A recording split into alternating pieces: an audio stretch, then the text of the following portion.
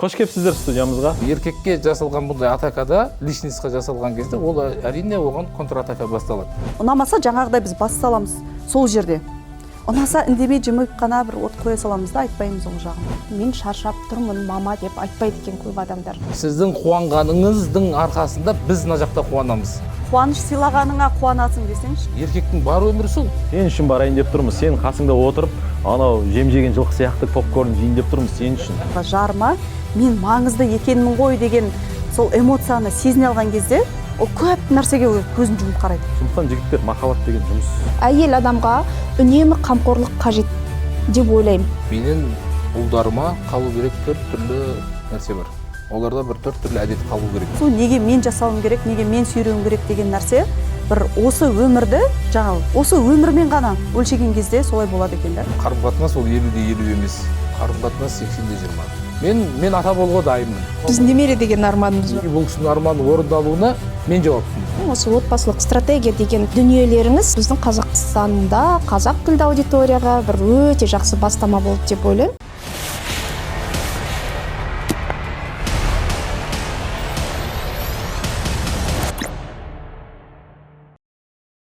Отбасы стратегиясы подкастының кезекті саны, Рамазан айында шығатын саны.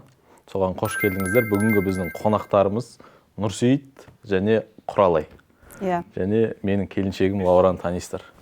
Ал осы дәл бүгінгі қонақтарды өзім ерекше күттім. Ерекеңде біраздан бері айтып жүрді, Құралай мен Нұрсейіт келсе деп, өйткені өте сондай бір қызықты, сондай бір үлгі аларлық отбасы, мықты стратегияны ұстанған. Құралайды мүмкін көпшілігіңіз білерсіздер, инфобизнесте ойып тұрып орнын алған, инфопродюсер, қаншама эксперттің кәдімгідей атақ жарып, қаншама адамға пайдалы болуына үлес қосып жүрген жан. Блог академия атты өзінің сабақтары бар, жалпы, сол әлеуметтік желіні толық меңгеруге байланысты. Нұрсейіт мырза, Қытай танушы, кәсіпкер, мықты әке, Құралай танушы арасында. Және көпшілігіңіз тапсырған, білетін, мүмкін білмейтін Галлап тест өзімізде тапсырып бір консультациясына өткенбіз, отбасылық кәдімгідей біздің қалай коммуникация жасауымыз керек екенін жақсылап тұрып түсіндіріп берген. Сол Галлап тестті өте керемет талдайтын күшті сондай қабілеті де бар. Менің Галлап тестім бойынша бірінші кезекте сақтық шықты, соны әдемілеп талдап берген маған Нұрекең. Содан кейін осы әңгіме айтамай қалдым, сақтанып. Қош келіпсіздер студиямызға. Бұл енді бағдарламаның мақсаты дейміз екен, миссиясы ма екен, осы бір отбасылардың бір миссиясын табуына көмектесу дейікші бір. Жаңадан құрылып жатқан отбасылардың. Өз қазақта сөз бар ғой, жастардың ең жақсысы бір қарттарға ұқсағаны дейді. Қарттардың ең жаманы жастарға ұқсағаны дейді. Сіздер жас болсаңыздар да бір қарт адамдар сияқты кәдімгі ақылдарыңыз толысқан, елге айтарларыңыз бар, берерлеріңіз бар жұп деп біз есептейміз сіздерді. Сіздерден бір ақыл өсиет, жаңағы инсайттар болса, біздің жастарға өте пайдалы болады деп ойлаймын. Өйткені өздеріңіз білесіздер, Қазақстан ажырасу бойынша әлемде 2-ші орында тұрады. Сол ажырасудан қалай сіздердің отбасыларыңыз аман шықты, содан бастайықшы әңгімені. Өйткені міндетті түрде енді үйленген отбасылардың арасында терка болатыны, қақтығыс болатындығы бәріне мәлім. Сол қақтығыстан жаңағы алып ұшқан, мен сені ақ бұлттан жасап алғанмын деген сияқты бір әдемі жаңағы махаббат кезеңдерден өткеннен кейін кризистен қалай өттіңіздер? Нұреке. Біз өтіп біттік па десең, Енді ол жаңағы ыдыс-аяқ сылдырламай тұрмайды демекші, әрқандай ситуациялар өмірімізде келіп жатады күнде. 15 жыл болды, үйленгенде? 15 жыл болды. 15 жылдан асты, Енді 15 жыл официально, неофициальныйсы бар. Неофициально жүргеніміз санала ма? Енді мен бір қызбен жүріп жүргеніме 18 жыл болды. Солай айтам. Сондықтан енді қазір енді бір нәрсе айтсақ болатын шығар. Бұрын ондай жағдайлардан кейбір кезде ішкі күйіміз бұзылып, ренжіп, басқа кездер болған. Но бірақ қазір енді ең бірінші мені ұстанатын нәрсе, ең бірінші мен жақсы көрген кездегі сезім қандай, соны қайтадан еске алу. Сол нәрсе есіме түскен кезде, иә қандай кикілжің болғанда ұрсып, мысалы сен қазір мына адамды енді Иә. ұрсып тұрсың, ашуланып тұрсың, ренжіп тұрсың, бәлкім жек көріп тұрсың, сен қалай жақсы көрген кезіңді есіңе аласың? вот сол кезде Мүмкін ба ол? мүмкін нәрсе, өйткені ренжу ол көп жағдайда бір ситуацияға байланысты нәрсе, ол адам личностына емес. Егер біз адамның личностына өткен кезімізде, ол кезде біз оны жек көріп кетуіміз мүмкін. Бірақ бізді ұрыс ұратын личностный нәрселер емес қой, сыртқы обстоятельства олар.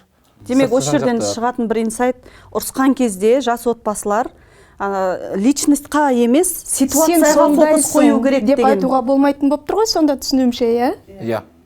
Сен ондай емес. Фокусты ситуацияға қою Мәселен, керек, иә? бір кішкентай мысал, қарапайымдандырыңызшы, иә. қарапайым мысал. Мен келіншегім айтты, маған машинамды жуып берші деді. Иә? Мен ұмытып кеттім. Бірақ үйге келген кезде мен мынандай әңгіме күтуім мүмкін. Өмір сен сондайсың деген. Неге жуа салмайсың? Бұл деген нәрсе, өмір сен сондайсың деген нәрсе, уже машина кетті екінші планға, жуылмаған. Проблема бұл жерде машинадан басталғанда жуылмай қалған. Бірақ енді саған бірақ маған айтқан кезде мен өмір осындай болып қалдым. Бұл менің прямой личностьіме тиеді. Ал еркекке жасалған бұндай атакада, личностьқа жасалған кезде, ол әрине оған контратака басталады. Мәселе осы жерде Қалай шығу керек енді? қалай шығу керек, Қандай ең бірінші сөз айту личностьқа өтпеу керек. Негізі личностьқа өтіп кете береді, бір көбісі бір жалоба айтамыз деп критика айтып жүре береді. Критика личностьқа тиеді, жалоба ситуацияға тиеді. Мінекей. Иә. Сондықтан екеуін шатастырмау керек.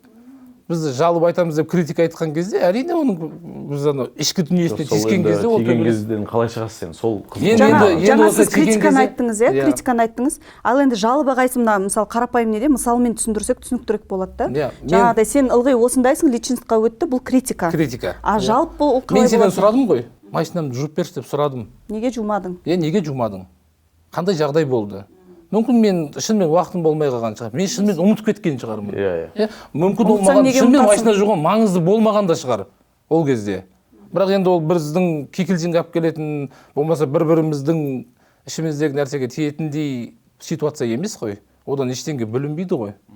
Енді білдіретін нәрсе ол тек қана біздің осындай екі адамның, ер мен әйелдің арасындағы именно сөздердің симптомдар мен конфликт агендердің араласып кетуіне байланысты біздің ұрыс-керістер шығады.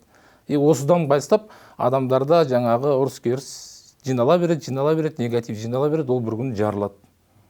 Сонымен оның түбі ажырасуға барады, ақылы барлар тоқтайды, ақыл жоқтар кетті деген сияқты. Жоқ, қалай шығасыз сен содан? Мен енді осындай жағдай болғанда істейсің, өмірі менің машинамды жумайсың, мен құралайын образында. Или ұмытып кеттіңіз, сразу алдын қалай аласыз, барып өзіңіз сразу мойындайсыз ба? Біздің неде ерекше, енді білмеймін ғой, қандай сіздердің басқа жақта отбасыларда қалай, бізде енді личностьқа өтіп кеткен кезіміз аз болды. Ондай ситуациялар. Әйеліңіз дана болып тұр ғой. Әйелің ақылды болып тұр ғой Әйелің деп ақылды шығар енді сондай, иә. Личностьқа өтіп кеткен. Енді ол өтіп кеткен кезде ренжіскен кездер болды, мысалға. Бәрінің үйіндегі сияқты. Бәрібір мен ең бірінші мақсатым жақсы көріп үйлендім ғой. Мен осы қызды үйімде болған, келіншегім болған қаладым ғой. Менің басты мақсатым сол еді ғой, ең әуелдегі. Анау 18 жасымдағы мен Қандай? Мақсатты еске алу керек қой сонда, иә? Сол кездегі сезімдер еске түсу керек. Ең бірінші ғашық болғанда, қолың жетпей жүрген кездегі, сол кезде обратно қайтадан бәрі орнына түседі деп ойлаймын. Ана проблема уже кішірейіп кетеді ғой, ананың жанында. Проблема емес негізі. Мына нәрсені айтқым келеді, маған сөз айтсам бола ма?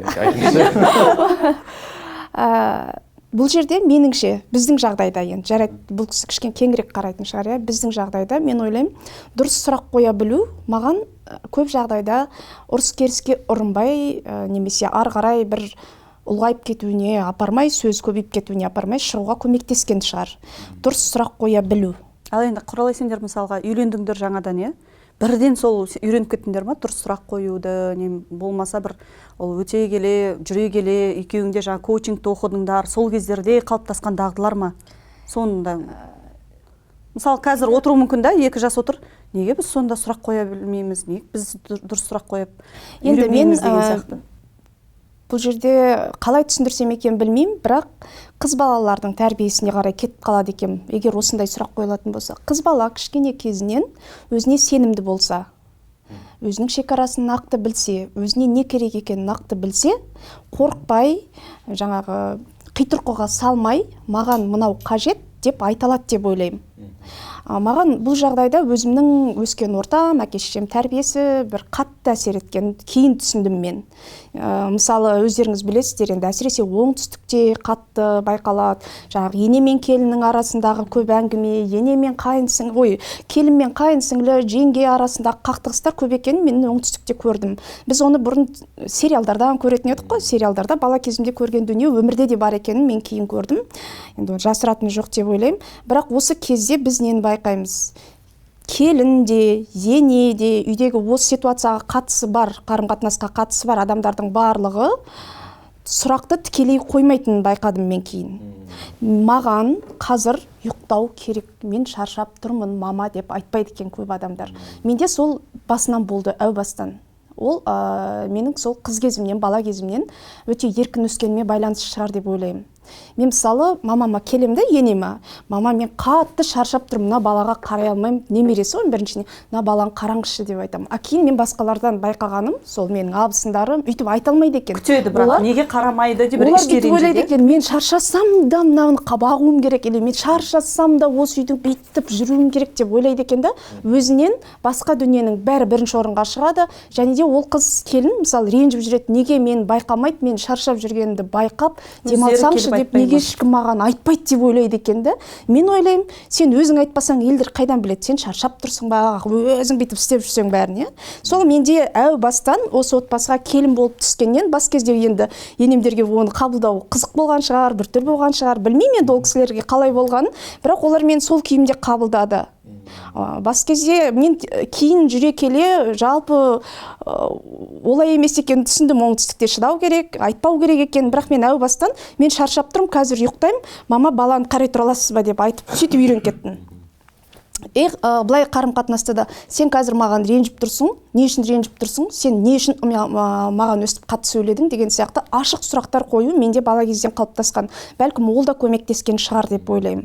Сосын жаңағыдай қитұрқыға бармай, неге өйтпедің, неге бүйтпедің деп ішіңде жинап жүрмей, сол жерде ашық айту өте қатты қарым-қатынаста көмектеседі. Бәлкім ол менің енді тұлғалық ерекшелігіме де байланысты шығар. Ұрыс шығады, иә, сол жерде шарт-шұрт ұрыс шығуы да мүмкін, әсіресе менің тарапымнан, бірақ ол ары қарай жиналмайды көп жағдайда. Сен өзің де айтасың ғой, сен осы жерде бәрін бұрқырат быт-шытын шығаруың мүмкін, бірақ бір жақсы жерің ары қарай уже мыжымайсың дейді. Сол көмектескен шығар мүмкін. Біз осы сәтте бәрін ашамыз, талқылап орын-орнына қоямыз, болды, ары қарай оны айтпаймыз. Енді отбасы болып қалыптасқаннан кейін, үйленгеннен кейінгі бір ең алғашқы сондай бір есте қалып кеткен, жүректе қалып кеткен бір конфликтный ситуация естеріңізде ма? Бұлай енді бір мысалмен, әдемі сөздермен ақыл қылып айта береміз ғой. Бірақ кейде оған қарағанда өміріңде болған ситуациялар және соған қатысты қалай шықтың, көбірек бір инсайт береді, көбірек бір кәдімгідей әсер етеді, соған байланысты. Қандай ситуация есіңде? Есік тағмаларын ашып беретін болды қалғандардың. Қандай? Сен маған қатты ренжіген мысалға. Солай жаңа айтып қалдым ғой, мен де бетпе-бет келдім, ене мәселесімен деген сияқты. Мүмкін сенің есіңде шығар сондай ситуация. Ер адамдар енді көбінде, әйел адам ғой, көбінде ұмытпайды, есте сақтап қалады сондай нәрселерді. Ер адамдар көбінде ұмытып кетеді ғой ондай ситуациялар. Біз енді жақсы көргеннен кейін ұмытып кетеміз, бірақ кейде сондаймыз да. Еркектер негізі сондай, еркектердің памяті солай. Әйелдер енді бір әйелдер жақсы көрмейді деген сөз емес, бірақ әйелдер меніңше өзі бір сондай жаратылыс та, бөлек жаратылыс. Бір сәл конфликт болса, Нұреке байқайсыз ба, баяғы 2013 жылғы, 14 жылғы бір досьелер көтеріледі ғой бір. Ол жылғы не болған есіңде жоқ. Ол жылдар сен қай жерде жұмыс істегенің есіңде жоқ та, ол қандай ситуация болған есіңде жоқ, бірақ әйелдер сен сол жылы 8-ден 15 кеткен кезде мынандай әңгіме айтқансың маған дейді ғой. Бұл памяттің енді ондай ситуациялар неге есте қалады? Вот, мінекей. Неге есте қалады? Ондай ситуациялар қатты жүрекке тиген ғой демек. Жүрекке тигеннен бұрын қабылдау екі түрлі ғой. Мысалға біз көп жағдайда анализ жасағанды ұнатамыз ғой. Мына ұрыс неден шықты, бұны қалай шешуге керекпіз? Ең бірінші нәрсе. Ары қарап ушықтырмау керек.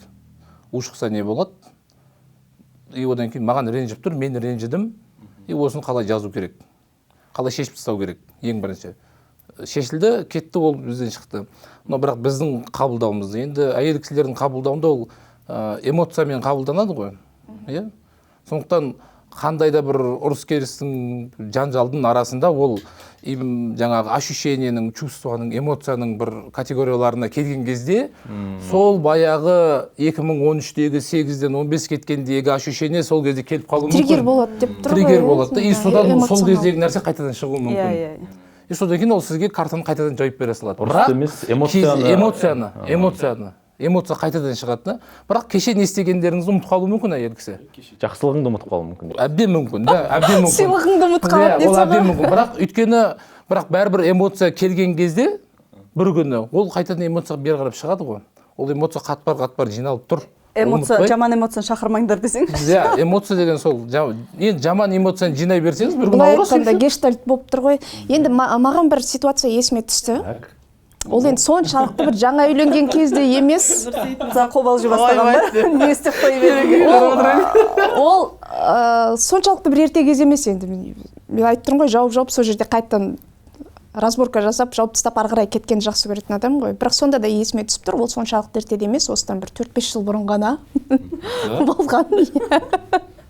Әлемде 2020 жыл еді. Иә, шамамен 5 жылдай бұрын. Тұрған кезеңдер еді. Иә, шамамен емес, дәл 5 жыл бұрын екен. Мен бір қатты шаршаған кезім болды. Бір апта өзім сабақ түсіріп, алып арысып шаршадым. Түнде ұйықтамай жұмыс істеген кезім болды. Бір апта ұйқым бұзылды. Сөйтіп сол жұмысымды бітіріп, әйтеуір уф деп кеп, айттым, мен бүгін қатты шаршап тұрмын, демалу керек. Менде мынадай әдет бар, миым қатты жұмыс істеген кезде қашқақтайды, ойланудан қашқақтайды, жұмыс істеуден қашқақтайды. Сол кезде мен салынып не сериал көрем, не қайта-қайта киноға барып кинотеатрдан шықпай қоямын таңертеңнен кешке дейін деген сияқты жүргім келеді. Немесе кітапқа салынам. Бұл бүкіл әлемді ұмытып, анадан шықпай қоямын да. Ол мен қатты физически шаршаған кезде, иә. Мен миым солай демалады деп ойлаймын. Шынымен демалып қалады сол кезде. Ойланбау керек әйтеуір. Ал біз дайын ақпаратты тұтынған кезде ойланбаймыз ғой. Сөйтіп, Нұрсетке айтамын, офисте отырмыз кешкі сағат. Кешкі уақыт уж киноға барайықшы дедім. Жарайды, барайық деді. Киноны қарады. Сосын маған айтады, мынандай кинолар бар екен, қайсын таңдайтынды білмей тұрмын, сен таңдаш дейді да маған.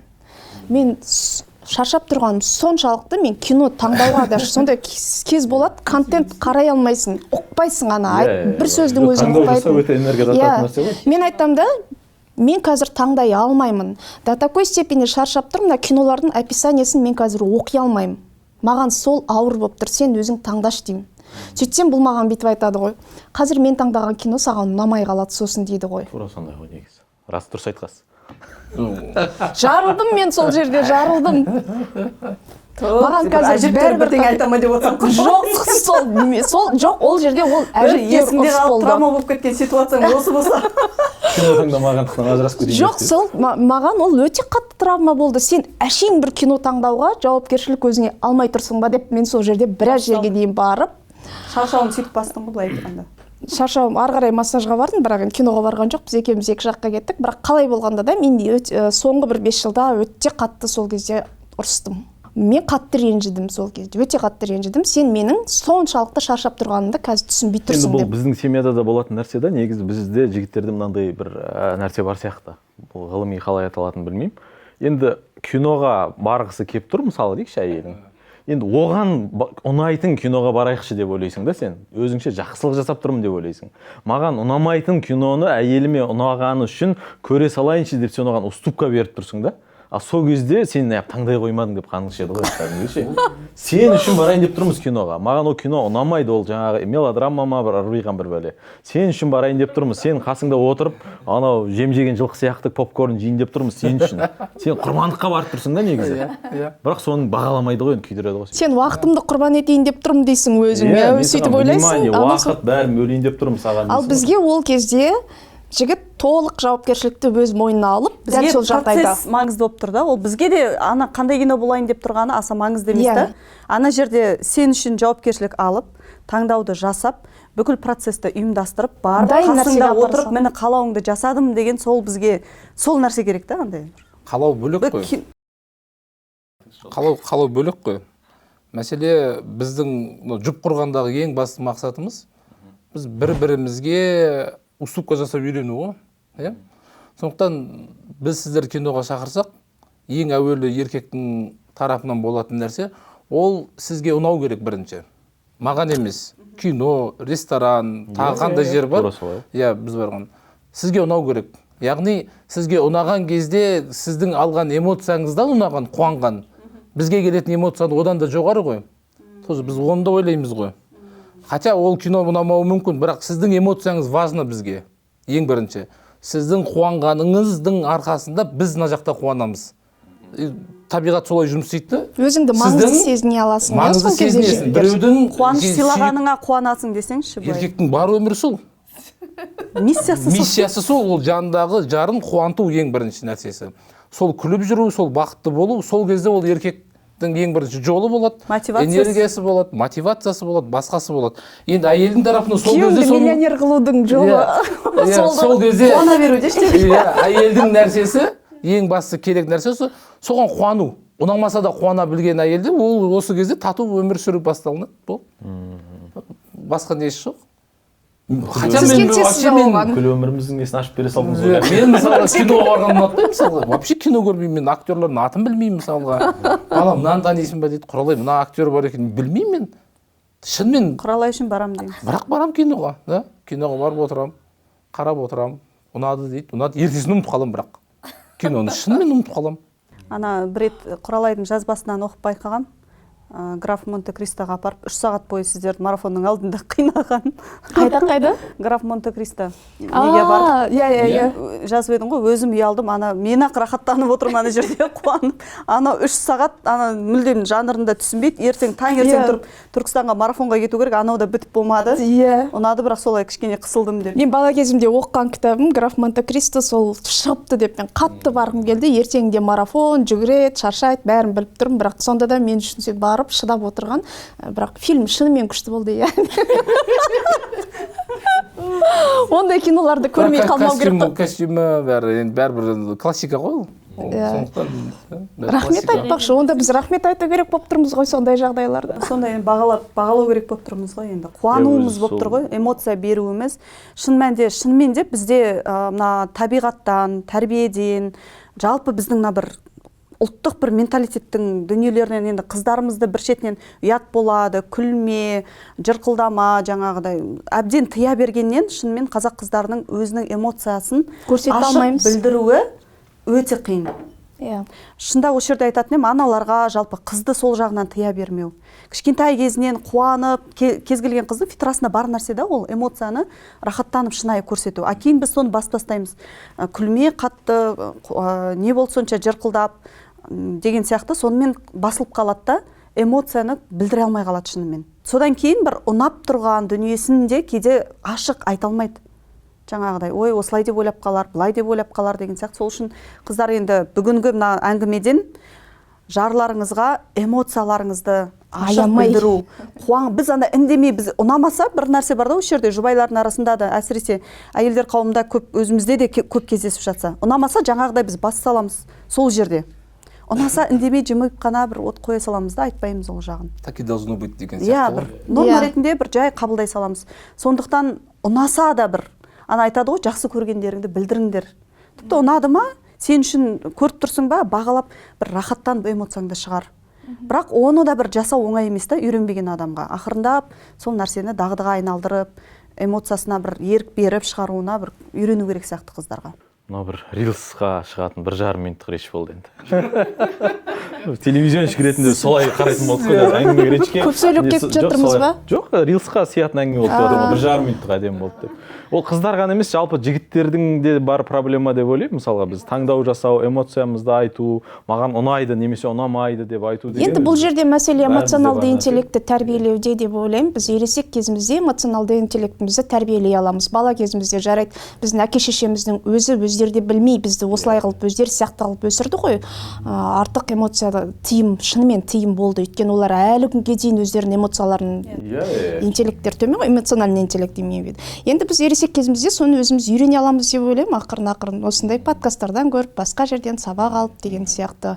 Және балаларымызға соны үйретемін. Бірінші кезекте басқа дағдыдан бөлек эмоционалды интеллектті үйрету өте маңызды сияқты шынымен қазіргі. Соны мен өте маңызды деп ойлап, бір үлкен балама сол нәрсені саналы түрде үйреттім. Кейін басқалары өзінен өзі сондай болып кетеді үйретеді екен ғой. Оны үйреткен кезде қалай мен балама кішкентай кезінен қазір сен не сезініп тұрсың деген сияқты сұрақтар қойдым. Иә, қазір сен не сезініп тұрсың, ол сезім неге ұқсайды деген сияқты бала өзінің жасына сай сол айтып береді оны. Шыңғыстың бір кішкене кезінде айтқаны бар, мен қазір аю сияқты болып тұрмын дейді бір күні келіп, апа мен аю болып тұрмын дейді да. Ол не деймін аю? Мен дәу болып тұрмын дейді. Сон біреулер оған томпақсың деп айтқан сияқты да, ол томпақ болатын балабақшаға баратын. Сен томпақсың, қарасың, өзі қап-қара, енді қара екен, қара, қоңыр аю сияқтысың дегендей. Апа мен аю болып тұрмын деп келіп, соны ары қарай түсіндіріп айтып берді, және де мен оған ары қарай дұрыс бағыт бере алдым деп ойлаймын, өзінің денесін қабылдауға. Сол сияқты бір кезеңдер болады. Жылаған кезде бала, сен қазір қорқып тұрсың ба, жаңа әлде басқа сезіммен жылап тұрсың ба деген. Не сезініп тұрсың деген сұрақты қою, иә? Иә, не сезініп тұрсың? Ол айтады. Бірінші өзімізге үйрену керек қой, ересектерге, ата-анаға, ол көбінде үлкендердің өзі сезімдерін жаңағыдай ажырата алмайды да, содан да конфликт көп болады деп ойлаймын, шын мәнінде. Нұреке, сіз мына нәрсені қалай шешесіз осыны? Менен әңгімені қайтадан оралып кеткен сияқты болуы мүмкін. Жігіттер, енді отбасылы жігіттерге қатысты айтып отырмын, өзі әйелінен мінез шығатын уақыты болғанын бір сезуді де үйрену керек сияқты да.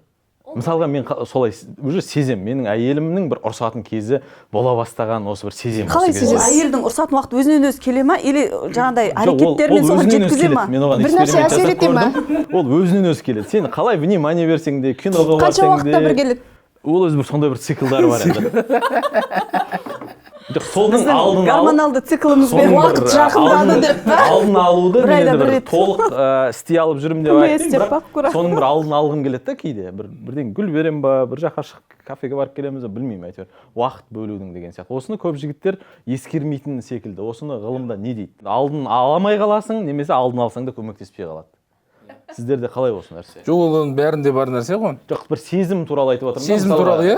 Ол сезім болған кезде енді ереке андай бір жаңағы ертең қар жауатындығын бір неден сезесің ғой, бір аяқ қолың сырқырай бастайды деген не тұрады ғой. Жел өзімен өзі тұрмайды ғой, ең бірінші. Иә? Қарым-қатынас деген алыс-беріс қой. Иә, мен саған бердім, ол маған берді деген сияқты. Алыс-беріс. Яғни алыс-берістің кезінде біреу көп береді, біреу көп алады. Сондай дисбаланстар пайда болып тұрады, иә. Енді сіз ағыр сондай кезде сезетін болсақ, мен де сеземін мысалға да, сезетін болған кезде, значит, мен тараптан бір нәрсе дұрыс болмай жатыр. Соған байланысты мен оны алдын алуға тырысуым керек көп тұр. Гүл әпересің. Егер сен бәрін нормально жасап жүрсің, зачем саған гүл әпересің оған? Мысалға. Нормально жасаса, сонда гүл тек қана есеппен гүл сыйлайтын болып тұрсың ғой сен. Сондай болады да. Сондықтан енді мынау Галлап институтында мынандай бір қызық нәрсе кеше ғана гүл сыйлап еді маған. Да? Бір есеп болған ғой. Сонда Галлапқа кірмей тұрып айта салайын, жоқ, ол тым ондай нәрсе емес шығар. Эмоциялық бір банк дегенде сөздер шығып жүр ғой қазір, эмоциялық банк деген. Сен гүл сыйлау арқылы сен әйеліңнің алдында бір ұпай жинайсың да енді былайша. Ол сен келе жатқан дауылды бәрі сәл артқа қайтарған сияқты нәрсе ғой. Иә, вот. Понимаете, ол бәрі садақа беріп қайтарған сияқты нәрсе. Ол бірақ қайтадан келетінін білесіз ғой. Потому что ол цикл ғой. Иә, ол анау дауыл бәрібір келеді ол жерге, иә. Значит, келесте нау қиын болды, келесте гүл алғаннан кейін так, не бар еді деп одан сайын бәлездейтін. Жоқ, сол әңгіменің несі түбі шын болып тұр ғой, рас болып тұр ғой. Біреулер айтады ғой, күйеуің гүл сыйласа, значит, бірдеңені бүлдірді дегенді мен соны. Бүлдірді емес, енді өзіңнің тыныштығыңның бұзылмауын қалайсың. Ол бар да, енді ол тыныштықтың бұзылатынын жай сіз білесіз ғой. ризашылықтан да беруге болмай ма, сонда гүлді обязательно? Жоқ, енді ол біз басқа тема айтып жатырмыз, иә. Ризашылық это басқа нәрседе, иә. Сондықтан мысалға вообще қарым-қатынаста бір екі түрлі не бар екен да. Қарым-қатынастың түрі бар. Біреуі конфликтоген, екіншісі синтон. Қалай екіншісі? Синтон. Иә, синтон деген конфликтоген деген, яғни сіздің бір сөзіңізден короче, бәлездейтін адам ғой. Конфликт жинала береді. Бірақ ол ұрысқа айналмайды. Бірақ ол сіздің келіншегіңіздің болмаса сіздің жұбайыңыздың эмоциясында, соның жаңағы айтқан эмоциональды банкінде ол бір негатив жиналды. Иә, сіз сол негативтің қанша жиналғанын екеуіңіз де білесіздер. Жарылғанша жиналған. 15 жылда ол тем более сен оны сезесің уже. Не только білмейсің. уже сезе бастайсың, бір күн осындай кеп қалды осы деген сияқты. Потому что сен Толтырып оның қойдым ау негативі, ана банкісіне негативті, қанша негатив салғаныңды білесің. Потому что сөзбен конфликт деген айтып суал Өткізіп жібереді. берсейсің мысалға. Да? Или болмаса, мына стаканды құлатып алсаңыз, неге осыны ұқыпты ортасына қойып қоймайсыңдар дейсіз. Хотя құлатып алған сіз ғой. Болуы мүмкін жағдай, ситуация. Сол кезде сіз енді сол кезде конфликт деген қалай көрінеді? Енді мынаны ортасына қойып қоймайсыңдар ма деген кезде ол кісі айтады, мен саған су беріп едім ғой, соны да бағаламайсың бір. Сізден конфликт деген кетті, ол жақтан да конфликт деген кетеді. Ал егер симптом болған кезде ол жаңа ана жерге шетіне қойып қалыпсың, мен байқамай не қылып алдым, құлатып алдым, сындырып алдым. Өзіне алу ғой. Келесіде ортаға қоя салыңдар деп айтқан кезде ол кезде ол симптом болып кетті. Ол кезде сіздің жіберген информацияңыз, әйеліңізге эмоциональды информацияңыз, ол симптом, ол махаббат ол. Ол кезде оның эмоциональный банкасы негативпен толмайды. И осы жағдайда көп жұптарда осы конфликт деген симптом просто элементарный нәрсе сияқты, вообще ойлануға тұрмайтын нәрсе сияқты.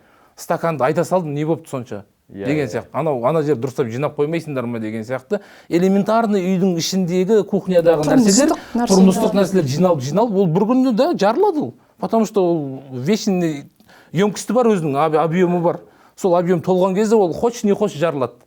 Сол кезде гүл бер, басқа бер, киноға шақыр деген сияқты. Жігіттер бір эмоциялық жағынан әйелінен үнемі бір алда тұру керек екен ғой, менің түсінген бойынша. Әлгі Аргентина, Ямайка 5-0 дегендей масқара болып жеңілмей, оған жеткізбей, сезіп қалса есепті теңестіріп, эмоциялық тұрғыдан теңестіріп қана қоймай, алға шығып отырса, көп конфликттің алдын алған болар еді ғой. Әрине, потому что ол кісілердің эмоциялық сезу түйсігі бізден жоғары ғой. Сондықтан ол бәрібір эмоциональды бізден көп нәрсені сезінуі жоғары болғандықтан ол сізді бәрібір эмоциональды озып кетеді, басып кетеді. Қанша білімді болсаңыз да, опытный болсаңыз да. Сондықтан эмоциямен оны алдына шығып отыру керек. Егер конфликтті мен болдырмаймын десе адамдар.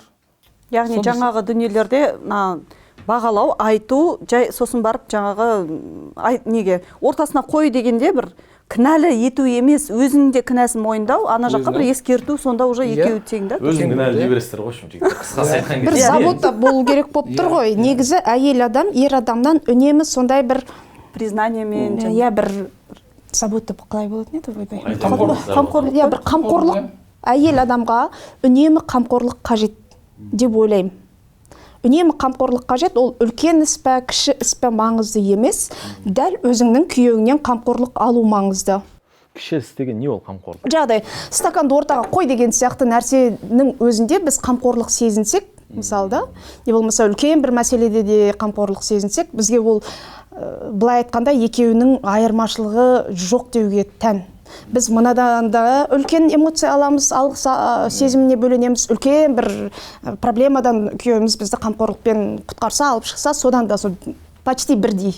Сол себепті машинамызды жуып қойса да ол да қамқорлық деген сияқты. Ол да қамқорлық деген сияқты, сондай бізде алғыс сезімі болады. Негізі әйел адамға үнемі қамқорлық керек сияқты, меніңше.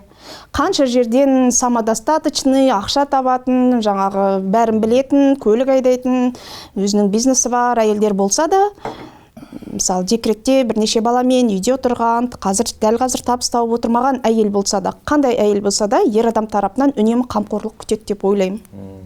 Егер де ер адам бізге кіші іс, үлкен іс, тұрмыстық іс немесе басқа бір бизнеси іс деп қарамай, қандай жағдайда да бізге қамқорлық көрсетіп тұрса, қамқорлығы қалай көрінеді? Бізден кешіріммен қарағанда ма қалай болады? Жаңағыдай мысалға бәріне кінәламай, өзінікінде айтып, бір ол да қамқорлық қой. Сен кінәлі емессің, мен өзім төгіп алдым, келесіде ортаға қойшы дегеннің өзінде бір қамқорлық жатыр да, анан ішкі күйін, состояниесін. Ондай кезде әйел өзі айтады да, мә кешірші, менің ғой ортаға қоймай шетке қойыппын, келесіде байқаймын деген сияқты өзі айтады да. Мен осы кездер әйелімнің бір курткасын бүйтіп кигізіп жіберуді өзіме бір қиын нетіп жүрмін да өзі. Жұмыстанып жүрмін осыдан. Менің бойымда жоқ негізі ол нәрсе. Біздің жетсайский менталитетте әйелінің пальтосын кигізіп жіберу деген ол западло бір түрлі да. Содан. Бірақ мен өзім соны өзіммен өзім жұмыс істеп, мен сода рахаттанамын. Энергиямды жағып кәдімгідей әйеліме куртка кигізуді. Жоқ, маған ол маңызды шынымен де. Мен осыны айтып тұрмын, мен соншалықты қиын нәрсе емес қой енді. Былай қарасам қиын нәрсе емес. Физически қиын нәрсе емес, бірақ эмоциональный тұрғыдан сен оны ақылыңды қосып барып кигізесің, ол. иә бұрын үйренбегенсің на миыңды қосасың автомате. да оған, ол ана автоматты жаңағы атом әдет болып айналмаған, ол атом әдет емес. енді қарым қатынас деген еңбек, екі тараптан жасалатын еңбек деп үнемі айтады ғой сіз. Демек сіз еңбектеніп жатырсыз ғой осылай, осы қарым қатынастың жақсаруына. Бағалап жүрсің. Шынымен бір байқамайсың ба тіпті көз қарасымда сен бүйтіп тұрып кигізген кезде? Сен бір 2-3 куртка киіп жүрші бірдеңе. Ол елеусіз қалмайды. Негізінде ол нәрсенің барлығы бізде еленеді. Курткаңды кигізіп жүрсе де, көліктің есігін ашса да, бірдей айттық қой, өте маңызды. Іштей бір қомпаңдап, қуанып, сондай бір жақсы сезімге бөлейді ол нәрселер. Үйде мысалы тіпті ыдыс аяқты жинап жіберуге көмектескен деген ол вообще потолок қой. Ол жерде бір шынымен де әйелге басқа маңыздылықты сезіну, яғни осы жұбайыма, осы жанымдағы жарыма мен маңызды екенмін ғой деген сол эмоцияны сезіне алған кезде ол көп нәрсеге көзін жұмып қарайды. Керісінше бір одан сайын бір отношенияға бір үлес қосқысы келеді да. Ал керісінше мына жақтан материалдық тұрғыдан бір бала шағаны бүйтіп таста, ақшаны беріп таста, бір қамтамасыз етіп тастап, бірақ сол бір эмоцияны, сезімді ала алмаған кезде әйел ол кәдімгі эмоционалдық түрде ашығады. Ол кәдімгі ұрыс шығаруы мүмкін. Бір жерлерден кекілжің шығару мүмкін. Және құрбан күйіне түседі. Бірақ өзін керексіз сезіну қандай деңгейде, жаңа Құралай айтқандай, декреттегі әйел болсын, мықты кәдімгі реализованный бизнесте жүрген әйел болсын, оған ең ауыры сол. Өзін бір маңызды сезіне алмау, керек сезіне алмау, қамқорлық сезіне алмау өте қиын, көтере алмайтын эмоциясы әйел. Өзі бұдан түйіп отырған менің бір инсайтым, біз енді махаббат десек бір сезім туралы ғана, немесе бір романтика туралы ғана ойлаймыз ғой енді.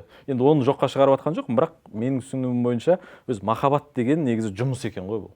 иә Бұл еңбек, кәдімгі екі тараптан да кәдімгі еңбек, екі тараптан да бір махаббатқа бір гүлге су құйған сияқты кәдімгі бір жұмыс екен ғой былайша айтқанда. Сондықтан жігіттер, махаббат деген жұмыс. Үйленіп алғаннан кейін бітіп қалатын жұмыс емес та, керісінше басталатын, нағыз майдан басталатын нәрсе ғой. Осыны қалай поддерживать етіп тұрсыздар десең. өзі еркекке екі нәрсе керек та, әйел тарапынан. Ол біріншісі признание. Еркекке. Әйел тарапынан. Признание и благодарность. Сен менің өмірімде бар болғаны үшін ғана сен маған қымбаттысың. Еркекке басқа нәрсе керек жоқ. И признание. Сен болмасаң осы нәрсе болмайтын еді. Хотя сен өзің тауып жатсың, өзің қолың, өз аяғың, өз аузыңа жетеді. Бәрі өзің істейсің, бірақ осы екі нәрсе орындалған кезде ана еркек ол сіз үшін бәрін қопарып жасайды. Тауып қопарады, керек нәрсенің бәрін. Енді әйел тарапынан не керек? Әйелге внимание керек. И сосын сопереживание. Әйел, мәселен, эмоция болғандықтан ол бір нәрсені уайымдамай жүре алмайды. И сізге кешке жақын айтады, осы баланың сабағы болмай, дұрыс болмай жүр. Соны тексеру керек, мен уайымдап жатырмын деуі мүмкін. Сіз айтасыз, қойшы, нормально оқып жатыр, бәрі жұрттың баласы сияқты дейсіз. Сізге обесценивание сияқты көрінді, бірақ сіздің тарапыңызда анализ жасап отырсыз ғой. Сіз балаңыздың қабілетін білесіз, қандай екенін білесіз, қалай оқып жүргенін білесіз. Сізге ол бір проблема емес. Действительно, ол проблема емес болуы мүмкін.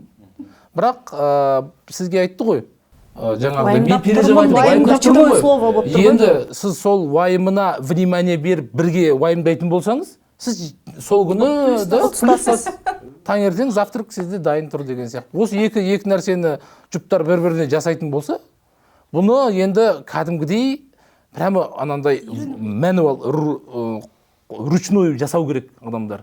Автоматын келмейді бұл нәрсе.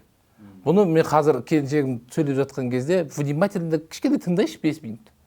Сіз одан кейін переживанияның бәріне мен де сондай. Маңыз беру ғой сонда, әйеліңнің сөзіне маңыз беру. Екеуміз отырып, мысалға, жұптар қалампырды жамандаймыз, мысалға. Сізге ұнамауы мүмкін, бірақ әйеліңіз айтып отыр ғой. Біреу туралы енді әңгіме болсын деп. Сосын, мен де сөйтіп ойлағам дей салу керек, болды. Или же ол сізге осындай қояды, сондай екен қояды деген сияқты. Мысалға, оның переживаниясын тур өзіне қайтарып бересіз. Мен осыны переживаю десе, осы переживание менде де бар деген сияқты. Сіз оны конфетаны қайтадан орап өзіне қайтарып бересіз. Болды, проблема негізі сонымен-ақ шешіледі негізі. Не болмаса, жаңағыдай успокоить ету, тыныштандыру. Вообще керегі жоқ. Успокоить еткен кезде құртамыз біз. Негізі. Успокоить еткен кезде біз анализге беріліп кетеміз ғой. Қазір мен саған мынаның бәрін есептеп шығарып берейін. Анализ болғанда мен сенің қате екенін дәлелдеймін деп кетіп қаламыз. еркектің бәрі осы жерде авария болады негізі. Осы соңғы ұрысқанымыз осы. Осы жерде авария болады да. Анализге сол түсіп, ұрыстан талқылаймыз ба деп.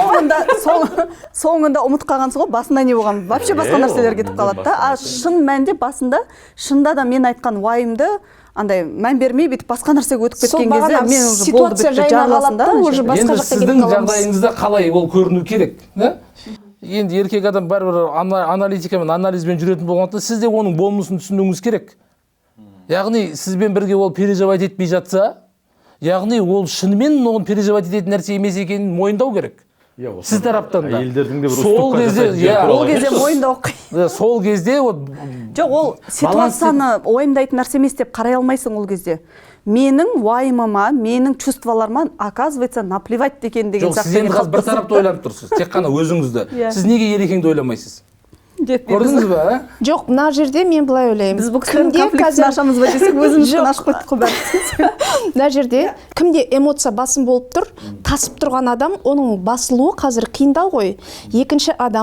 Екінші тарап уступка жасап, осы кісінің эмоциясына қазір сәл-сәл жол беріп тыңдау керек сияқты. Менің бұл қулығым отбасымда, өзімнің саясатым десең, мысалы мен тасып тұрмын, мен уайымдап тұрмын қазір, мен қатты эмоцияға беріліп тұрмын да, мен ашуланып тұрмын ба? Демек сіз осы менің ситуациямның үстінен қарай алып тұрсыз ба? Сіз сәл-сәл өзіңізді уступкаға келтіріп тыңдауға болатын шығар. Енді ол үнемі мен ғана алдаумен шешіліп тұр ғой. Мәселе жаңағыдай сен сол уайым дүниеге жігіттер тарапынан игнор болған кезде олар өте үлкен минуста болады да. Соны айтып тұрмын ғой, жаңағы айтылған әңгіме сол. Мына переживание маңызды емес деп ойлайды. Бірақ қандай переживание болмасын, кішкентай, үлкен, маңызды емес, ол адамнан шықты ғой. Значит, сол жерде бар деген сөз. Тыңдалу керек. Ол естілу керек ең бірінші. Бірақ енді осы жерде керісінше әйелдердің мынандай проблемасы бар да. Дәл сондай жағдай ер адамда болған кезде біз өзіміздің болмысымызбен қабылдап, біз қатты сопереживать етіп, оның жаңағыдай қылғындыра бастаймыз да, не болды, айт, бөліс менімен деген сияқты. Ал ондай кезде еркекке керісінше ол керек емес екен да. Оны өзімен өзі қалдыру. Ал керісінше осындай кезде конфликт шығады екен да. Не үшін еркектер рыбалкаға барады білесіз ба? Балық аулауға. Балық аулауға өзімен өзі отыра береді ғой бүйтіп. Балық аулатып 3 сағат отыра бере алады. Оның анау басында бір кішкентай коробкасы бар, бос комнатасы миында ше. Сол миына өзі кіріп алып, әңгіме айтып, бәрін қорытып, анализ жасап, тазартып отырады. Сол комнатаға кіреді ол. Біреу компьютер ойнауы мүмкін, біреу балыққа баруы мүмкін, біреу тауға шығып кетуі мүмкін, біреу жүгіріп кетуі мүмкін деген сияқты әртүрлі. Но бірақ ол сол өзінің басындағы кішкентай комнатасына кіреді. Нандай? Ол комнатаға ешкімнің кіруге қақысы жоқ. Әйел көмекші болған кезде проблема басталады. Ол комнатаға ол достарын кіргізуі мүмкін, бірақ әйелін емес. Сол жерге кірген кезде ол жерде кикілжің пайда болуы мүмкін. Әйел адамға түсіну керек нәрсе сол ғана. Керісінше өзімен өзін қалдыру керек. Мен балыққа кеттім 4 сағат, 1 күн, 2 күн ести бересің сол жақтан, не ойланасың деген нәрсе, оны әрине сіз оған шатақ шығарып отырсыз, конфликтадан жіберіп отырсыз. Оған маңызды болып тұрған нәрсеге конфликт жіберген кезде, яғни ол жерде көп нәрсе. Яғни әйелдер ер адамдарға анда-санда оңашалану қажеттігін, өзімен өзі болу қажеттігін түсіністікпен қарау керек дейсіз ғой. Екі жақта ғой. Әйелдер бірдеңкеге переживать еткенде керісінше оған внимание керек, ал еркектер бірдеңкеге уайымдағанда оған жалғыздық керек. Жалғыздық керек, признавать ету керек, ол өзі шеше алады оны. Осы соңғы жолы ұрысып қалған кезде мен үйден кетіп қалғам десең да. Жоқ, менің бір сондай нәрсе, мен үйден ұрыс шыға бастадым, мен үйден кетіп қалуға тырысамын. Өйткені мен артық бірдеңке айтуым мүмкін, бірдеңке істеуім мүмкін. Лучше мен кетіп қалып, жаңағы өзімнің комнатама кетіп қалған жақсы көремін, мына кісі айтқандай, миымдағы комнатаға.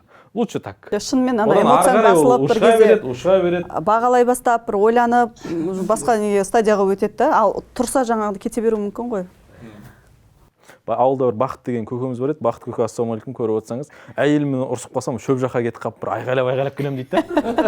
Барша тындыратын шаруам. Өте экологично, өте дұрыс. Балалар көрмеу керек, үйдегі үлкен кісілер көрмеу керек, болды, сен түсіндіре алмайсың дейді де, анаған. Жеңе алмайсың оны өмірі. Енді жалпы біздің тағы бір отбасылық жаңағы стратегия еді ғой, неміз тақырыбымыз, ақырындап оралсақ. Біздің отбасылық стратегиямызға өте қатты шақырып, өзде сұрақ қоя беретін. Сол кішкене келесі екінші шақырсаңыздар, сіздердің мәселелерді талқылаймыз деп. айтайын деген отбасылық саясатта енді мақсат біреу ғой, бір-біріңе жай ғана көніп, шыдап емес, шынымен бір-біріңмен бақытты болып, бір-біріңмен компанияңнан ләззат алып, қуанып, басқа жаққа алаңдамай, елеңдемей, өкінбей деген сияқты уақытыңды, өміріңді бірге өткізу. Ерекең айтпақшы, аман есен өлейікші, жаннатқа кіріп алайық бірден кетті. Сол аман есен, тату тәтті болып, жай аман есен емес, тату тәтті болып жүру мақсатымыз болса, сол тату тәттілікке қалай жетеміз деген мәселе бар ғой. Біз қазір бағанадан бері конфликттерді талдап жатырмыз, талқылап жатырмыз жан-жақты. Енді тату тәттілікке жетудің бір оңай жолы сіздердің аудиторияларыңызды пайдаланып, бәлкім бір пайдамыз болып қалатын шығар, сауабы мол Рамазан айында. Ол өте қарапайым екен. Ол былай екен. Былай жүреміз да, былай шығасың, болды. Күнделікті осылай бірге жүру, бірге уақыт өткізіп үйрену. Бұл бізге өте қатты көмектесті. Біздің қол ұстасып бірге жүргенімізге тура 2020-да бастадық, 19-да бастадық па, ковидтің кезінде бастадық. Тұрақты түрде, енді оған дейін де жүреміз ғой, үнемі бірге. Қыз жігіт болып жүргеннен бері дейікші. Бірақ отбасылы болғаннан кейін, балалы шағалы болғаннан кейін, 3 баламыз бар болса да, біз ковид кезінен бастап күнделікті бір уақыт бірге жүруді әдетке айналдырдық. Және бұл біздің қарым-қатынасымызға өте үлкен үлес қосты. Ұрсысып қалған күнде бірге шығамыз, тату күнде де бірге шығамыз. Бұл кәдімгі бір ритуалға айналды. Бұл ритуал бір-бірімізді жақынырақ тануымызға, үйленгеннен кейін 10 жылдан кейін солай шығып тұрмыз ғой, былай айтқанда. Бір-бірімізді жақынырақ тануға, қандай әңгіме айтатынымызды білуге, жалпы тоқтамай сөйлейтін қандай тақырыптарымыз бар бір-біріміздің. Көп отбасыларда айтатын ортақ әңгімеміз жоқ, баланы айтамыз, сабағын айтамыз, болды, сонымен не айтады білмейміз деген. Лаура, білесің ғой, бізде аудиторияда үнемі сол тақырыпқа кезігеді әйелдер. Не айтатынды білмейміз, ортақ әңгімеміз жоқ деген шынымен де өте үлкен мәселе. Сол мәселені шешудің ең оңай жолы жастар болсын, жасамыстар болсын, бірге жүру. Біздің жаңа отбасылық консультациямызға келіп жатқан жұптарда да осындай проблема да. Екеуіңіз бірге 1 сағат, аптасына 1-2 сағат хотя бы екеуіне арналған уақыт жоқ. Уақыт бар ма десек жоқ дейді. Енді бірге тойға барып жатырмыз, бірге балалармен барып жатырмыз, бірге жүрміз деп айтады да. Бірақ бір-бірімен бір душевный әңгімеге уақыттар жоқ екен де кәдімгідей. Жай отырып шай ішіп процесс істейміз деген сияқты ойлан айтады кәдімгідей. Енді көрдіңіз бе, душевный әңгімеге олар бірден келе алмайды. Оларда осындай ритуал болу керек. Қазір мысалы біз жарты сағат ана жерге дейін жүріп қайтатын, өзінің орның болады ғой, шаман келгенше жүріп қайтатын. Сол жерге дейін біз әңгіме айтпасақ та бірге барып қайтуымыз керек. Бұл біздің бүгінгі ритуал. Біз бүгін әңгіме бар болсын, жоқ болсын, баруымыз керек деген сияқты. Сөйтіп бірінші күні үндемей барып қайтарсыз, екінші күні бір-ақ сөз айтып барып қайтарсыз, үшінші күні ұрсып қайтарсыз, төртінші күні тағы бір ситуациямен бірақ күнде қайталана берген кезде адамда ортақ эмоционалды бір байланыс пайда болады екен жұптарда. Осы процесті кішкене жылдамдату үшін негізі бәрібір бір сұрақ қою. Біз ана күн өзім пост жазып бөлістік қой жаңағы, бір-біріңе қоятын сұрақтар деп, соны айтады да, қанша жұп бар бір-біріне сұрақты қойып, видеоға түсіріп салған ғой. Қанша кері байланыс келді, айтады, неше жыл біз мүлдем ойланбайды екенбіз. Мүлдем бір-бірімізге бұндай сұрақты қоймайды екенбіз. Екеуміздің де жүрегіміз қозғалып, бұрынғы сезімдеріміз еске түсіп, бір арадағы мәмілеміз кәдімгідей жақсарды дейді. Бір сезіміміз қайтадан бір тұтанғандай болды деп сөйтіп айтып жатыр. Сондықтан бір ең жоқ деген кезде бір-біріне сезімдер туралы сұрақ қою. Ең сол жердегі сұрақтың бірі, мен қандай әрекеттер жасасам, сен өзіңді бақытты сезінесің, мысалға да. Ең элементарны бір-бірінің қалауын білмейді жұбайлар. Содан да конфликт шығады да. Анау не қалайтын білмейді, мынау не қалайтын білмейді.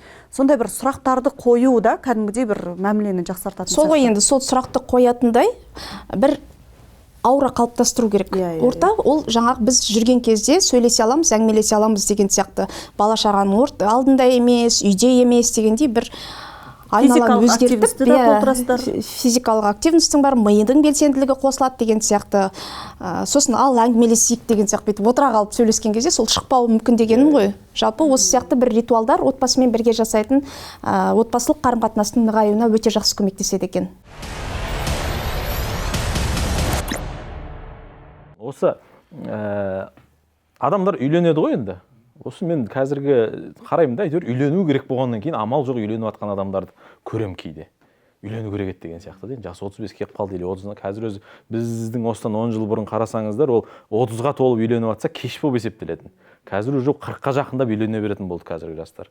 Осы үйленудегі өзі бір мақсат не еді өзі? Осыны бір сіздер қалай таптыңыздар? Жаңа отбасы стратегиясы деп жатырмыз. Өзі миссияларыңыз не өзі сіздердің үйленгендеріңіз? Осыны бір қалай айтқан болар едіңіздер және қалай солай болу керек деп бір үлгі ұсынған болар едіңіздер? Адамдар үйлене береді.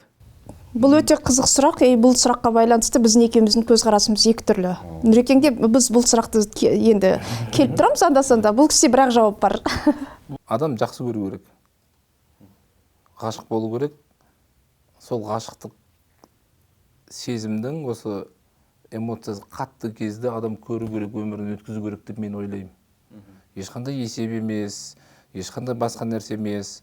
Ол бір түрі әдемі, басқа деген сияқты емес. Ол адамға сен ғашық бола білуің керек. Барлық адам ғашық болып үйлену керек деп ойлаймын. Ол махаббат деген нәрсенің ең ядросы ол ғашықтық. Сол ғашықтық болған кезде ол ядро ол всегда ол кристально чистый, таза. Ғашықтық деген сезім. Сол сезім бар кезде ол қанша дауыл тұрса да, қанша боран болса да ол жұптың тамыры тереңге кетеді. Өйткені сезім таза ол жерде, менің ойымда. Мен бір нәрсе айтамын, тек қана жақсы көру керек бір-біріңді. Қандай жағдай болмасын жақсы көру керек. Жақсы көре алмай бара жатсаң, сол баяғы жақсы көрген кезде еске түсіру керек. Менің қолданатын нәрсем осы ғана.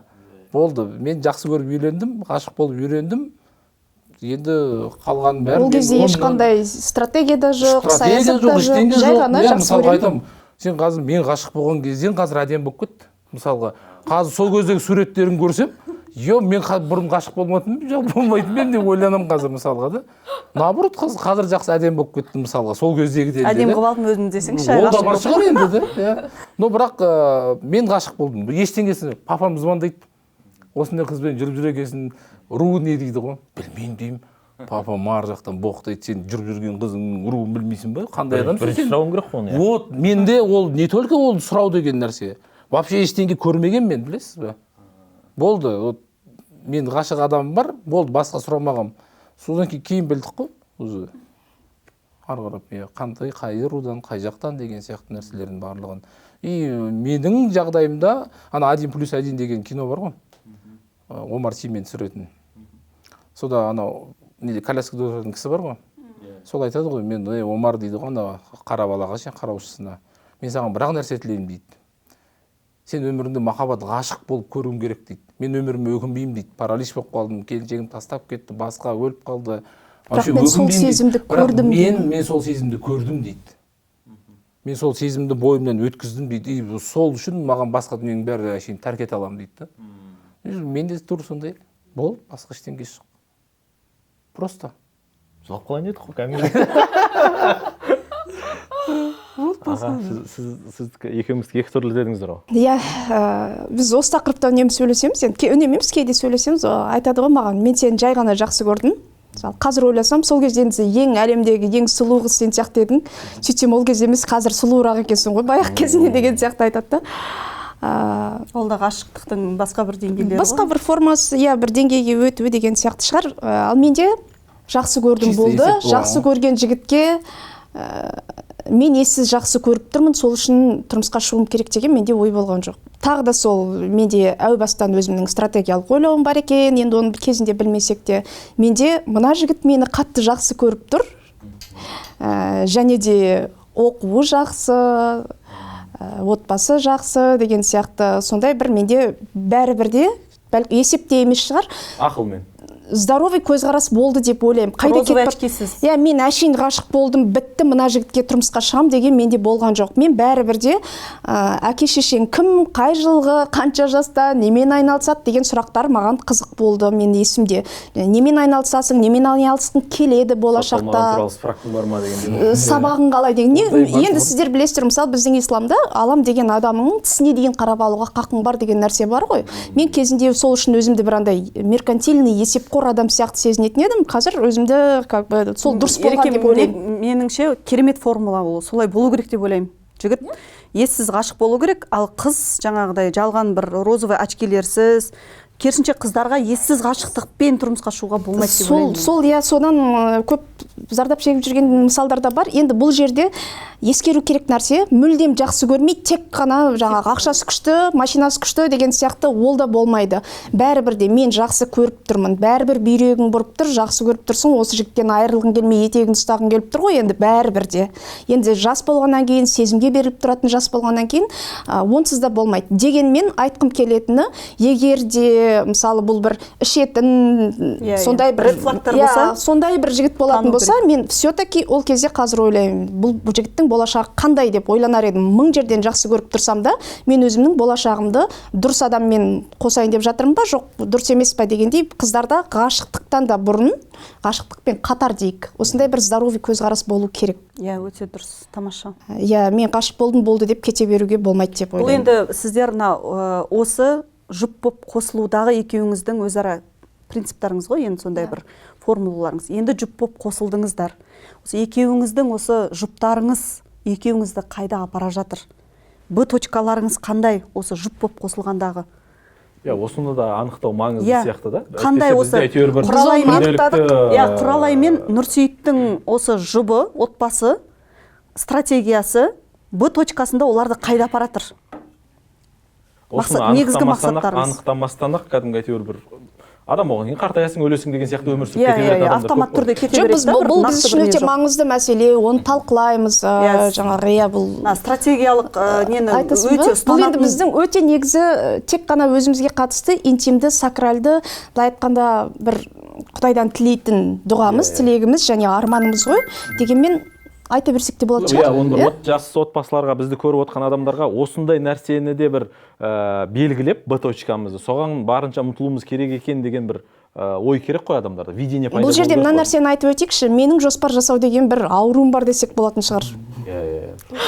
Мен жігітім айтады, сен сияқты жоспар жасақшы адам көрмедім дейді. Сіздер шақырудағы мақсатымыз да сол болды Құралай. Енді бір өте біз білетін отбасы жұбайлардың ішінде стратегия деген нәрсеге қатты берік ұстанатын, жоспармен, стратегиямен жүретін екеуіңіз де сондай адамдарсыздар ғой.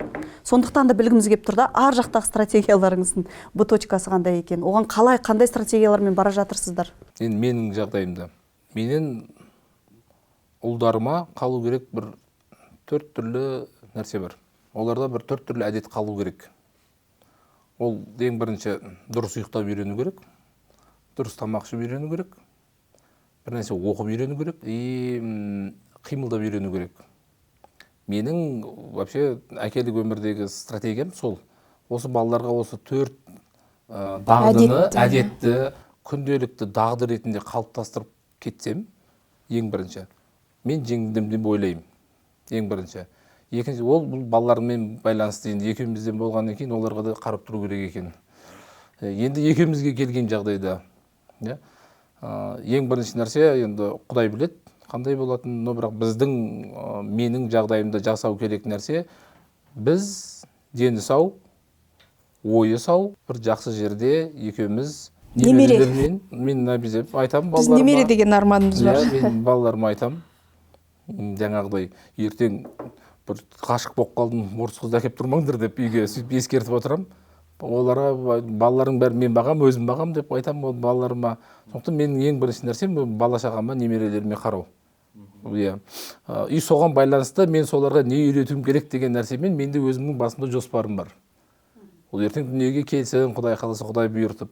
Содан кейін мен оларға қалай ата боламын. Ата болуға дайындалып жатыр. Біз ата болуға дайынмын дейді бұл қазақ. Мен дайынмын. Негізі қазақта ата жасы 37 ме?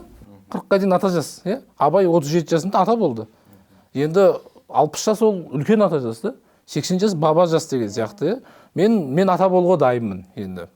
И соған дайындалып жүрмін. Өзім стратегиям бар. Кәдімгі жазып қойған. И соларды орнықтыру менікі. И әрине мен қасымда серік керек маған. Всегда менің стратегиям жетпейтін кезде мен Құралайдан сұраймын обязательно. Стратегиям осындай бас жетпей жатыр. Осын қалай істеп жүруге болады деген нәрседе конечно, мен одан әрине мен не істеймін? Сұрап отырам. Бұл кісінің өзінің арманы бар деген сияқты. И ол арманды мен жеткізуім керек қой. Ең басты мақсат менің арманым бар, бөлек өзім видением бар, и бұл кісінің арманы бар, и бұл кісінің арманы орындалуына мен жауаптымын. И бұл кісі ертең кітап жазамын дейді, теңіздің жағасында тұрғысы келеді. Немереге қарағың келе ма сен, Құралай? Ол кішкене басқаша Ол басқа нәрсе. кішкене ол жерде екеуміз дауласып қаламыз еще. Сондай, сондықтан теңіздің жағасында кітап жазғысы келеді, бір нәрсе оқығысы келеді, болмаса ана жерге камин қойып аяғын жылтып отырғысы келеді деген сияқты нәрселер бар. Музей музей аралағысы келеді, ел көргісі келеді. Кино көргім келеді. Оның бәрі менің бұл жасау керек нәрселерім деп ойлаймын да. И вот сол нәрседе екеуміз сол бірге бағытта жүрсек, қимылдап жатырмыз. ары қарап бәрі дұрыс болады. Жалпы стратегия екеуміздің қарттық жасқа біріншіден деніміз сау болып жету деген бізге өте маңызды болып тұр. Енді мен стратегия жасаған кезде былай пункттерге бөліп тастаймын да. Денсаулық, қарым-қатынас, балалар, ақша, карьера, тағы не бар еді бізде өзі. Сол сияқты бір білім алу. Личностный рост, тұлғалық даму деген сияқты бөліп тастаймын мен полкаларға. Сосын әрбір тақырыпқа байланысты точкаларды жазып шығамын. Ақшам осынша болу керек, айына осынша түсіп тұру керек, пассивный түсіп тұратын ақша, активті түсіп тұратын ақша, ол үшін қандай бизнестер керек деген сияқты мен сөйтіп толық бүге-шігесіне дейін жазғанды жақсы көремін. Екеуміз солай талқылаймыз. Ал бұл кісіде көбінесе менің шығармашылық бір әлеуетіме көмектескісі келеді, сол армандарымды орындағысы келеді. Ал мен бұл кісіге жоспар беремін. Ақшам мынанша болу керек, мен осыны істеу үшін осыны қалай жасаймыз деген сияқты. Сол бағытта қимылдап жатырмыз. Денсаулығымыз мысалы 60-70 жасқа жеткен кезде жақсы болу үшін қимылдауымыз керек деді. Онда қазір бастамасақ, біз 60-қа жеткен кезде уже қаусап қаламыз деді да. Сөйтіп жаңағы детокс бастадық па керек, не ішетін ек, анау селдерей ішеміз, тамырдың аты не еді? Ембірдің тамырын ішеміз, оның барлығын ішеміз, арасында анализ тапсырып тұрамыз, жаңағы АЛТ, АСТ, бауырдың детоксикациясы бәрін байқап тұрамыз. Нелерді толтырамыз, дефициттерді толықтырып тұрамыз деген сияқты, ол денсаулық деген сондай үлкен бөлім. Және де біз қазір балалардың барлығы енді анда-мында барып жатыр, тіл үйренеді, секцияларына барады деген сияқты, бірақ біз оларға мен сияқты жүгір, мен сияқты жаса деп навязывать етпейміз. Әкесі велосипед тебеді, балалар да велосипед тебеді. Мысалы 8 жастағы баламыздың өзінде 5-6 жыл велосипед тебуден тәжірибесі бар дегендей. Енді қолға алған бір дүниеміз, өзіңді тәрбиеле, балаңды тәрбиелеме деген дәрсен басты бір басшылыққа алдық та. Сөйтіп ол жерде де әкесі алдыңғы орынға шықты. Яғни мен көрсетуім міндетті емес, менің үлгі болуым оларға міндетті емес, спорт жағынан, әрекет жағынан деген сияқты менің өзімнің басқа миссияларым бар. Бұл кісі үлгі болу керек екен. Олай болса, бұл жүгіруді бастады. 1 жыл болды қанша біраз болды жүгіріп жүр, таңертең кешке кәдімгідей енді профессионально тренермен деген сияқты. Осы дүниелер қазір күнделікті жасап жатқан кішкене біздің әрекеттеріміз, біздің болашақтағы біз қартайған кездегі армандарымызға жеткізуге тиісті деп ойлаймыз. Сол қалай болғанда да стратегия деген нәрсенің өзі ұзақ жол және де кішкене қадамдар ғой. Сол қадамдар бүгіннен басталу керек. Егер де біз 10 жылдан кейін, 5 жылдан кейін, 15-20 жылдан кейін бір жақсы күнге жеткіміз келсе, ол өзінен өзі келе салмайды. Аспаннан бізге біреу бере салмайды оның барлығын. Сол сияқты бұл жерде жаңағы діни қандай да бір мақсаттарымыз бар ғой, енді Құран жаттағымыз келеді, көбірек діни білім алғымыз келеді деген сияқты, балаларды оқыту деген сияқты. Жас кезінде медресеге береміз, ақырындап балаларды кішкене сауаттарын аштық. Бірақ балаларға бір қатты давление жасауға да болмайтын сияқты бізге. Ақырын өздері қызыққан кезде барады, болмаса жоқ дегендей. Біз өзіміз сүрелерді мысалы жатқа айтамыз, әкесі балалар ауырып қалса дем салады, содан балалар өздері айта бергеннен кейін жаттап алған сүрелері бар деген, ондай жағы да бар. Яғни жан-жақты қамтуға барынша тырысып жатырмыз, бірақ барлық нәрсе біздің өзіміздің қолымызда емес екенін де түсінеміз.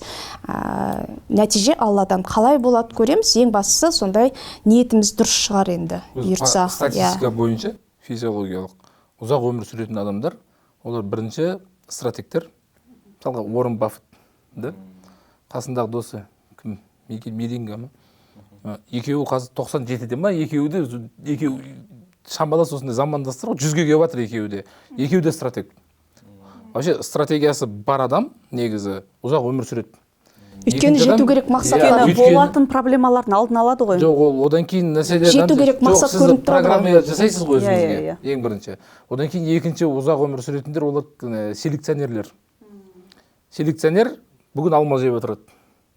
Бірақ ол алманы ол 20 жыл бұрын отырғызып қойған. Ол 20 жылдан кейін де жейтін алмасы бар, оның отырғызып қойған. Ол да стратегия Ол дейсің ғой. ол селекционер, ол сөйтіп селекциямен алып отыратын. Одан кейін үшінші неле ұзақ өмір сүретін ол дирижерлар екен. Ол управляет, міне қарап бәрін басқарып, связка жасап, бәріне жауапкершілік алады. Бір командовать етеді, екі и солардың бәріне жауапты екенін түсінеді ең бірінші. Яғни мынаның бәрі мен ұстап отырмын деген жетекші. Осы үш нәрсе. Өйткені сіз өзіңіз алдыңызға программа қойған кезде автоматты түрде сіз организміңізге, миыңызға сіз программа бердіңіз. Яғни мен ана жерге жетуім керек. Ол мидың тапсырмасы бар. Миды бағдарламалау ғой. Миды бағдарлау ана жерде. Соған жету керек. И сол кезде ғана сізде алға уже тропинкаңыз, жолыңыз бәрі ашыла береді. Сол себепті мақсат қою керек, кім не десе де. Шынымен кейде мен осы қыздарда сабақ берген кезде сұраймын да, 50 жаста, енді ары алмай қойықшы енді деп та, 50-60 жастағы сен өзіңнің образың елестете аласың ба? Қандайсың сен? Сырт келбетің қандай, салмағың қандай, жаңағыдай бетің келбеті қандай, әжімдерің бар ма, өзіңді сезінуің қандай? Жоқ адамдарда. Мүлдем образ жоқ та. Ондай кезде шынымен денсаулық та, өмірді бәрі бір ағысқа қойылған кезде шынымен жаңағыдай мидада программа жоқ, тапсырма жоқ, ағзада тез қартаяды екен да. Сондықтан енді осы жерде бұл нәрсе отбасыларға да керек деп ойлаймын да. Отырып жаңағы ортақ әңгіменің бір түйіні, соған бір талғажау болатын дүние, біздің пәленбай жылдан кейінгі отбасымыз қандай, образы қандай, екеуміз қандаймыз, бала-шағамыз қандай деген бір сұраққа ой жүгіртіп әңгімелесіп, соған бір қарап өту, картина жасап қою керек. Осы кезде мида картина болу керек. Егер де мида картина бар болса, оның барлығы орындалады. Ғылыми түрде де қазір дәлелденіп қойған, біздің қазіргі өміріміздің өзі миымызға енген картиналардың көрінісі. Бірінші мида образдар қалыптасады, кейін сол өмірге айналады. Жаңағы мысли материальный деп айтады ғой, тура сол шындық екені қазір жан-жақты осы нейроғылымдарда дәлелденіп жатыр. Сол себепті де құр жүрмей, стратегия құрып жүру керек. Сіздердің осы отбасылық стратегия деген дүниелеріңіз шетелде де бар шығар, бірақ біздің Қазақстанда қазақ тілді аудиторияға бір өте жақсы бастама болды деп ойлаймын. Алғыс айтқым келеді сіздерге, осы жерде шын мәнінде пайдалы, сауапты, сондай бір жақсы істі қолға алғансыздар. Отбасылық стратегия деген сөздің, ұғымның өзімен танысудың өзі өте маңызды, әсіресе жас отбасыларға. Шынында да осы біріншіде отбасы деген құндылықты, және жай отбасы емес, әйтеуір бір отбасы болып үйленіп, бала-шағаны туып, әйтеуір бір қартайып өле салайық деген нәрсе емес. Енді жаңағыдай сапалы өмір сүру, сапалы қартаю. Миссиясы бар отбасы. Миссиясы бар. Ертең жай ғана енді осы дүниеде бір ішіп жеп бүйтіп кете салу емес, ертең мынау бір енді уақытша мәңгілік бір өмірге дайындық, соған қамыңды жасау, соған стратегияңды құру деген трендке айналса екен деп бастаған жобамыз ғой енді. Үлкен рахмет бүгін. Өте күшті бір соған тұздық болатын әдемі ойлар айттыңыздар екеуіңіз де. Бір нақты бір кеңестеріңіз ба, бір осы енді үйленген жастар осыны білсе екен ғой. Осыдан бізге осыны 15 жыл бұрын бізге айтқанда ғой әттең. Соны істей салатын едік қой. Бір осыны обход, объездной жолдар бар екен ғой, оказывается деген бір кеңестеріңіз болса өте пайдалы болатын еді. Қарым-қатынас ол 50-де 50 емес. Ешқашан 50-де 50-ге талпынбау керек. Қанша сонда? Қарым-қатынас 80-де 20. Кімде 80? Кімде 80 дейді. Сізден маған 80, менен сізге 80. 20% күтеміз. 80% береміз. Сол кезде ол үйде всегда гармония, баланс. Баланс деген 50-де 50 емес. Қазіргі мынау масс-медиада бізге тренд болып келіп жатқан 50-де 50 теңдік заман, теңдік, гендерный равенство деген атының бәрі 50-де 50 ең қатты қайшылық келетін нәрсе процент. Мен тамақ істедім, сен ыдыс жу деген нәрсе. Мұны 50-де 50. Ал 80-де 20 ол мен саған 80 берем, бірақ тек қана 20 күтем, 80 күтпеймін. Мен саған да 80 берем, 20 күтем. Бәріміз көбірек беруге тырысуымыз керек. Қарым-қатынас ол тек қана махаббатпен жаңа уступкалардың екеуінің тоғысқан жері ғана. Осы формула менің ұстанатыным. Мен всегда 80% беруім керек. Ожидание, аз күтесің сонда, 50 ожидание болатын болса, мен ол 2 күннен кейін ұрыс болады ол үйде. 50 ожидание. Сондықтан 80-де 20, 50-де 50-ді ұмытыңыздар. 50-де 50 деген иньянды білесіздер ғой. Доп-домалақ болғанмен иньян. Бүйтіп мынандай бүйтіп ортасынан бөлмеген оны. Бүйтіп бір-бірінің арасына кеткен. Өйткені сіз уступка жасайтын кездер бар. гибкий болады. Иә, сіз майысатын кездер бол. Сол нәрседе иньян ол енді жаңа мужской и женский начало деп жатады ғой энергияның. Осы нәрсені ұғу керек деп ойлаймын. Басқа не жоқ, ешқандай оның бір жаңағыдай құпиясы жоқ, иә, негізі. Просто бәрі все гениальное просто. Все сложное ложно дейді ғой. Сондай. Мен екі нәрсе айтамын. Біріншісі Интерстеллар деген фильм бар ғой. Фильм жақсы көремін ғой енді. Сол жерде махаббат туралы айтады. Біз махаббаттың тылсымын әлі зерттеп біткен жоқпыз, білмейміз. Махаббат деген не нәрсе екенін де білмейміз, не үшін берілгенін де білмейміз, ол неден тұратынын да білмейміз. Демек, махаббат бізге бір өте үлкен нығмет етіп берілген дүние. Зерттеп оны біте алмасақ та, тіпті маңайына жақындай алмасақ та, оның формуласын білмесек те, неден тұратын құрылымын білмесек те, ол бізге Құдай бізді жақсы көргендіктен берілген нәрсе. Оны қазір білмесек, мысалы судың пайдасын білмесең, оны ішпеуің керек деген сөз емес қой. Біз тұтынамыз, қолданамыз. Махаббат зерттеліп бітпесе де, ол бізге берілген дүние екен. Осы адамды сіз бір кезде жақсы көрдіңіз, қазір де бәрібір де жақсы көресіз, қимайсыз. Яғни біз осы махаббатқа сенуіміз керек деп ойлаймын. Қандай жағдай болғанда да махаббатқа сенуіміз керек. Ол бізге құрдан құр берілген жоқ. Ақыры бір кезде бізге берілді ме екеуміз? Оны біз тауып алған жоқпыз. Құдай берді ғой бізге. Дәл екеуміздің ортамызға. Яғни осы сезімді сыйлау, соны құрметтеу, сақтауға тырысу екі жақты тараптың жұмысы деп ойлаймын. Яғни махаббат ол жай құр нәрсе емес, бұл ерекше бір тылсым нәрсе деп қарастыруымыз керек. Бұл біріншіден. Екіншіден, жаңағы енді заманауи ақпараттық ағымда болып жатқан дүниелерге қатысты менің де көзқарасым бар. Баланс деген 80-20 деген оймен келсем, бұдан бөлек әсіресе әйелдер тарапынан мен неге оны түзетуім керек, мен неге оған ақыл айтуым керек, мен оның шешесі емеспін, неге мен оны сүйреуім керек, неге мен оған дамиық деп, дамымай жатырсың деп немесе жол көрсетуім керек деген сияқты реніштер болып жатады, аудиториядан білеміз. Осы кезде мен ойлаймын, сіз әйелсіз, сіз иілімдісіз, сіз гибкийсіз, сіз мейірімдірек шығарсыз, сіздің эмоцияңыз көбірек шығар. Бір жерде бір болмаса, бір жерде сіз бөтен біреуге емес, өзіңіздің күйеуіңізге көмектесуге болады. Сәл қолынан ұстап жылжып бірге сүйрелеуге болады. Енді сүйрелемеймін мен деп ашуланады ғой. Болады. Одан сіз кішірейіп те қалмайсыз, тағыңыздан да түсіп қалмайсыз, керісінше сіз екеуіңіздің ортақ болашағыңызға үлкен үлес қосасыз. Ер адам бір жерлерде болмаса, бір жерлерде сізден сәл кемшін біліп жатқан шығар, эмоционалды интеллект деген нәрсені сіз сияқты білмейтін шығар, бірақ сіз оған сәл соны білуге көмектесіп берсеңіз, ер адамдардың табиғаты бізді тез басып озады екен. Мен 10 жыл оқыған психологиямда олар 2 айда оқып, біліп, сіңіріп, өзі қолданып, бірден сізден асып кетуі мүмкін екен. Осы әйелдің көмектесе алатын және де ақпаратты тез қорытатын, ерте қабылдайтын ерекшелігін отбасының игілігіне қолдану керек деп ойлаймын. Тіресіп жаңағыдай, неге мен саған айтуым керек, неге үйтуім керек деп емес, сәл-сәл гибкий болу керек. Бәрібір де біз сол арқылы өзіміздің отбасымызға үлкен болашақ сыйлай аламыз. Өздеріңіз 80-20-ға келеді. Жаңағыдай ойларда қазір енді өте көп, бұған бір негізі бөлек тақырып арнауымыз керек сияқты. Ой, келесі тақырыптарға мен көп не түртіп қойдым өзіме. Бірақ осындай бір санасу, неге мен жасауым керек, неге мен сүйреуім керек деген нәрсе, бір осы өмірді, осы өмірмен ғана өлшеген кезде солай болады екен да. Осы өмірдің ләззатымен ғана, осы өмірдегі бір жақсылықтармен ғана, болды, осы өмірді өмір сүріп, болды, ары қарай ештеңе жоқ деген кезде солай санасып қалады екен. Ал бірақ сенде сондай қабілет беріп тұр ма, Құдай сондай нығмет беріп тұр ма, сен кішкене үлес қосшы. Ол сен күйеуіңе ғана жақсылық емес, анау ұрпағыңа ары қарай ақыретіңе кететін нәрселер екенін өлшемей бір тар нәрсеге салып қойған кезде біз өйстіп бүйтіп шығады екенбіз, неге мен жасауым керек, неге мен істеуім керек. Және бір жағы ол біздің бағалауымыз ғой, ол сондай деп біз айдар тағып қойдық қой. Басқа жақсылықтардың бәрін жаңағыдай бағаламай, оның бәрін көрмей жасап тастап, енді ол бөлек тақырып қазір да, бөлек айтармыз. Келесі біздің бірге өтетін подкастымызға жарнама болсын деп қой. Қайтадан тағы бір шақыру керек сияқты бұл кісілерді. Бір подкастқа айтары бар, берері бар. Объемы аздық етіп жатыр. Өте ұзақ болды әңгімеміз бірақ. Келесі подкастымыздың жалғасы ретінде деп қой, осылай өткізбей қарау үшін.